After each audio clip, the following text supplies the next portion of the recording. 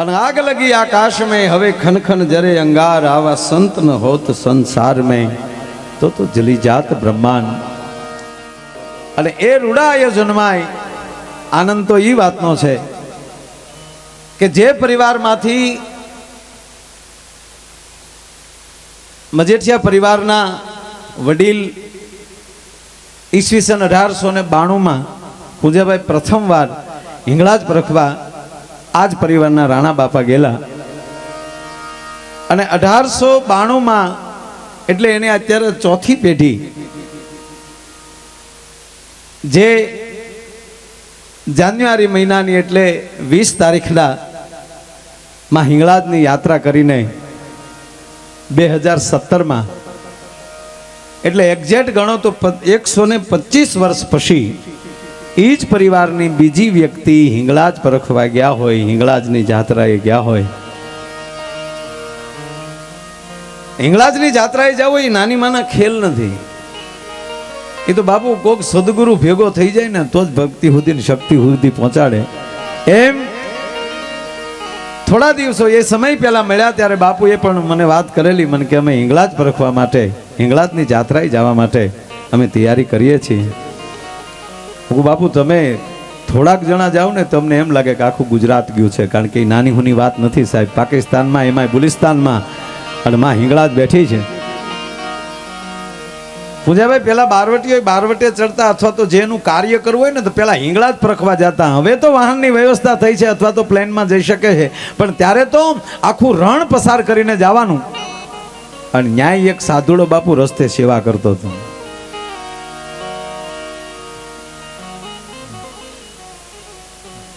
એની પાસે એક ગધેડો હતો ને એક કૂતરો હતો.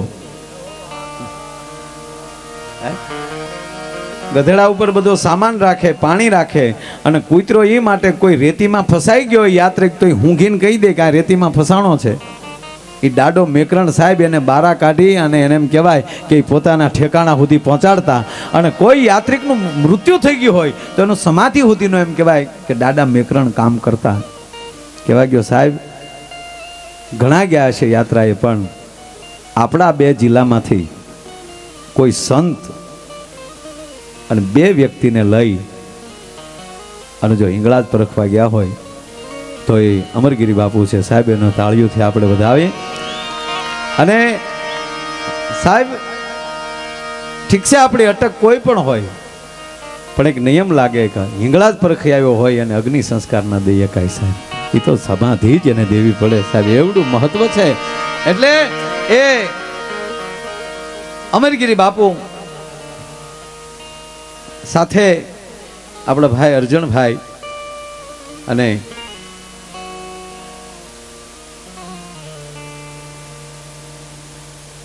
રાજુ બાપુ સાહેબ એમને તાળીઓથી વધાવો. જે અહીંયા ફોટો પણ છે માં હિંગળાજનો, અને માં હિંગળાજ પાસે આપણા 3 મહાપુરુષો બેઠા છે. એને હું ખૂબ ખૂબ અભિનંદન આપું છું. અભિનંદન નહીં સાહેબ, કોટી કોટી વંદન કરું છું. અને હિંગળાજ પરખીને આવેલો માણસ સાહેબ એ જે ક્ષેત્રમાં પગ મૂકે ને એની અંદરથી પછી કોઈ દેને પરાજય ન હોય એવો માં હિંગળાજનું વરદાન છે. એટલે ત્યારે ગયા ત્યારે પણ વાત થયેલી અને ત્યારે બાપુને મેં કીધું બાપુ ખરેખર આમ તો અમને અંદરથી એમ થાય ક્યારે ત્યાં જાય, પણ તાત્કાલિક બાપુને એને એ જવાનું થયું અને પાછા 20 તારીખે પાછા પરત આવી ગયા. એટલે એમના ચરણોમાં વંદન કરીને આજનો આવો રૂડો કાર્યક્રમ છે. ત્યારે તમામ સંતો અમારે પ્રાચીથી બાપુ પધાર્યા છે, તમામ સંતોની હાજરી છે. પૂંજાભાઈથી લઈ અને ભરતભાઈ સોલંકી પરસોત્તમભાઈના લઘુબંધુ એ પણ હમણાં આવ્યા છે. એ ત્યાંથી લઈ અને અમારા જિલ્લા પંચાયતથી લઈ અને હમણાં જ જે બધાના સન્માન થયા પૂંજાભાઈ, તમામ મારા વડીલો, યુવાન દોસ્તો, આ બાજુમાંથી એટલે મારી માતાઓ, બહેનો અને બાળકો બધાના ચરણોમાં વંદન કરી કાર્યક્રમમાં વધારે કાંઈ હવે વાર નથી લગાડવી. જોકે કાર્યક્રમ ચાલુ થઈ ગયો છે, પણ આ જાજાય કોઈ કલાકાર નથી. હું મારી બેન શ્રી પૂનમબેન છીએ. પૂનમબેનને જોરદાર તાળીના આગળથી આપણે એમને વધાવો.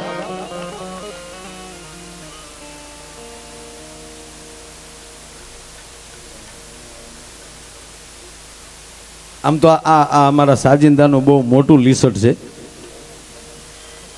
અબ્બાસભાઈ તો ગાયક છે પણ શરણાઈ વગાડે.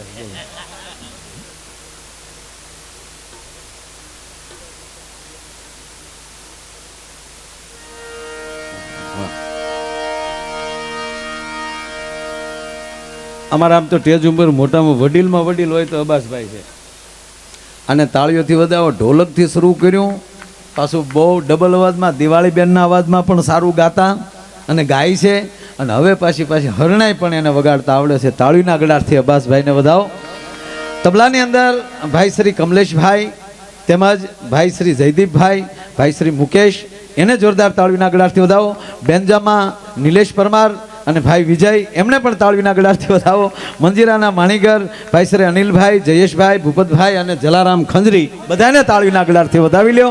અને આપ જ્યાં બેઠા છો ત્યાં અમારા શબ્દોને મટીને તમારા કાન સુધી પહોંચાડે એવું સરસ મજાનો હરિઓમ સાઉન્ડ અમારા હૃદયગીરી બાપુ ગૌસ્વામી, એમને પણ તાળીના ગળાથી વધાવી લ્યો. અને ત્યાર પછી વિડીયોનું કામ પણ બહુ સરસ છે. કોના વિડીયો છે આ બધું?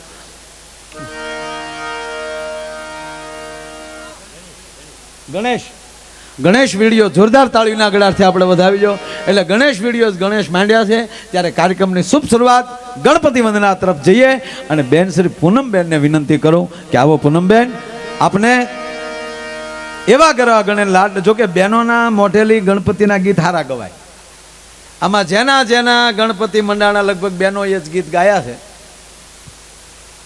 બાબુ. આ જેના ગણે મંડાણા, અમુકને હજી નથી 45 પગ્યા હતા, હજી ઘણા ગણે નથી મંડાણા. લ્યો, એ ગણેશને ગોતે કીધું ના. अरे एक जन पगे लागवा गया था कि तो बेटा तेरे घर में शेर माटी की खोट है वो पूरी हो जाएगी. बोलो के बापू शेर माटी नी नहीं, 3.5 मणनी माटी नी खामी है. उभा वाहड़ा घरे आटा मारीए छी. પણ બાપુ અમારા આ ગામડામાં આ બહેનો બેઠા ખબર, ગામડામાં આ પાપડ, અત્યારે પાપડની સિઝન હાલે. અત્યારે કાંઈ કામ ન હોય એટલે પાપડ, સેવ, હવે તો નથી કોઈ હાથે બહુ તૈયાર મળે એટલે. નહીતરી ગણપતિ કરે ને બોલું તો એ ખીસીનો ગણપતિ ખાટલે બેહાડે. શું કામ? પાપડમાં ઘાવર ન આવે.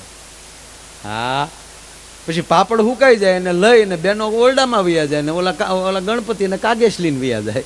પણ બેહાડે ખરા, પણ ગરવો ગણે. એટલે ભગવાન ભોળિયાનાથના દીકરા બાપુ, ઘણું વસ્તુ અમને હજી નથી સમજાતી. ભોળાનાથના દીકરા ગણપતિ, પણ ભોળાનાથના લગ્ન થયા તેથી ગણપતિ તો બેહાડ્યા હતા. એ ગણેશ ક્યાં? એ કયો ગણેશ?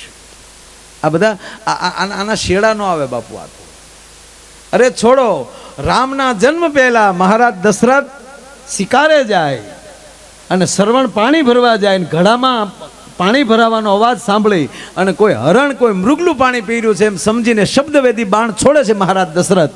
અને સરવણને તીર લાગે અને સરવણને જ્યારે ખોળામાં લે છે, તીર કાઢે છે એના પેટમાંથી. અને ત્યારે સરવણ જ્યારે પ્રાણ છોડે છે ત્યારે રામનો જન્મ નહોતો, પણ છતાં શાસ્ત્ર સાક્ષી છે કે સરવણ પ્રાણ છોડે છે ત્યારે રામ રામ રામ કહેતા પ્રાણ છોડે છે. તો ઈ રામ કોણ સાહેબ? આ દેશનો એક શબ્દનું તળિયું ન માપી એકી તો આવા મહાપુરુષોના તળિયા કેમ આપણે માપવા? એ આપણા ગજા ઉપરવટની વાત છે. પણ દરેક કાર્યમાં ગરવા ગણેને આપણે પહેલા બેસાડવા પડે છે. પણ એ ગણપતિ વંદના આવે એ પહેલા ચોખોટ એ કરી દઉં કે આ સ્ટેજ ઉપર જે કાંઈ રકમ આવશે, અહીંયા માં ખોડિયાર અને માં હિંગળાજના મંદિરનું નવનિર્માણનું કામ શરૂ થઈ રહ્યું છે, એની અંદર આ તમામ રકમ આપી દેવામાં આવશે. અમારા કોઈ કલાકાર 1 રૂપિયો લઈને જવાના નથી, એટલે મન મૂકીને વરહજો. પણ ગણપતિ વંદના લઈ અને બેન પૂનમબેન ગોંડલિયાને વિનંતી કરું કે આવો બેન, અને એવા ગરવા ગણને લાડ લડાવ ગાય. હોનાની હુંડવાળા વિઘ્નેશ્વરાય વરદાય સુરપ્રિયાય લંબોદરાય સકલાય જગત જીતાય નાગાનનાય શ્રુતિ યજ્ઞ વિભૂષિતાય ગૌરી સુતાય ગણનાથ નમો નમસ્તે.